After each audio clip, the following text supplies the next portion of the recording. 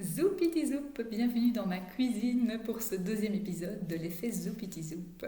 Aujourd'hui, je vous propose un moyen infaillible de limiter les malentendus dans la communication. Je ne sais pas si ça vous est déjà arrivé d'échanger avec quelqu'un ou quelqu'une et de vous rendre compte qu'en fait, vous n'aviez pas compris la même chose.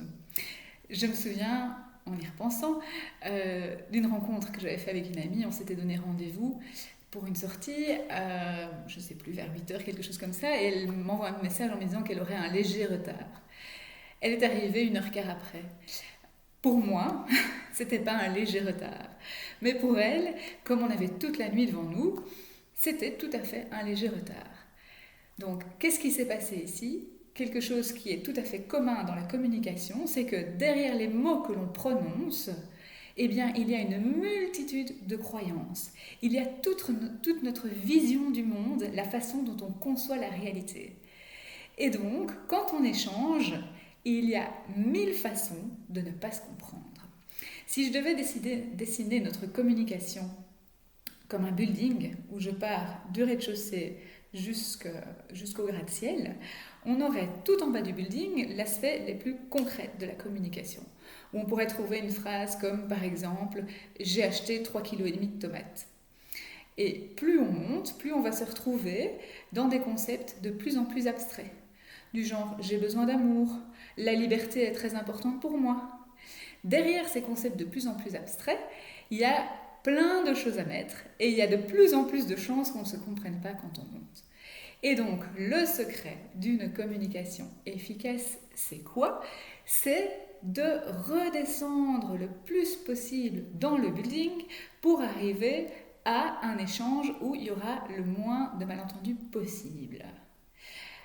Par exemple, regardez derrière moi, vous voyez un plan de travail qui est tout à fait dégagé. Quand j'ai compris que concrètement, pour mon amoureux, une cuisine en ordre, c'était un plan de travail parfaitement dégagé, eh bien, il y a plein de choses qui se sont simplifiées parce que moi, il y avait des moments où je rangeais et il me disait que c'était pas en ordre. Or, pour moi, c'était en ordre. Et donc, c'est là que je vous livre le secret infaillible, c'est que quand quelqu'un vous dit quelque chose qui pourrait prêter à confusion, vous posez la question magique qui est « Et concrètement ?» Donc, pour le léger retard de ma copine, je vais avoir un léger retard. Et concrètement, tu comptes arriver à quelle heure ? Ah, plus ou moins dans 1 heure. Ah ben ok, 1 heure, c'est compris, c'est entendu, on est tout en bas du building. Et donc, le défi que je vous propose aujourd'hui, pour la prochaine semaine, eh bien, il y a 2 aspects. Premièrement, je vous propose de faire l'exercice quand vous communiquez, de descendre le plus possible dans le building. Donc, si vous dites « j'ai besoin de repos », j'ai besoin de repos, mon chéri, ma chérie. Et concrètement, ça veut dire que j'aimerais bien demain rester couché pendant que tu prends soin des enfants. Comme ça, c'est compris. Et vous n'attendez pas que l'autre ait deviné que pour votre besoin de repos à nourrir, vous avez besoin de ceci ou cela. Eh bien, vous avez éclairci les choses. Donc ça, c'est une première chose. Donc, j'ai besoin que ce rapport soit rendu à l'avance. À l'avance, pour moi, ça veut dire 2 jours à l'avance, donc le 21 août plutôt que le 23. Ah, ok, parce que pour moi, à l'avance, c'était 3 heures avant.